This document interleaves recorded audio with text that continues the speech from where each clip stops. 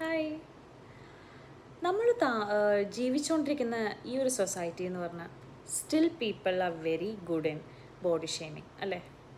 ഒരാളുടെ നിറത്തിനെ പ്രതിയോ അതല്ലെങ്കിൽ മുടീനെ പറ്റിയിട്ടോ ശരീരത്തിൻ്റെ ഘടന അനുസരിച്ചോ നമ്മൾക്ക് ഒട്ടുമിക്ക ആൾക്കാർക്കും ബോഡി ഷേമിങ് കിട്ടിയിട്ടുണ്ടാവും.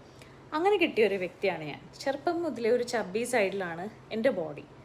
ആ ഒരു ബോഡി ഇപ്പോഴും അതുപോലെ തന്നെ ഇരിക്കുന്നത്. എനിക്കതിലത് ഓക്കെ ആണ്. ബട്ട് സ്റ്റിൽ ചില സിറ്റുവേഷനിൽ ചില ആൾക്കാരിങ്ങനെ നിൻ്റെ ബോഡി എന്താ ഇങ്ങനെ ഇരിക്കണേ എന്ന് ചോദിക്കുമ്പോൾ നമുക്ക് ആ ഒരു ഫീൽ വരും.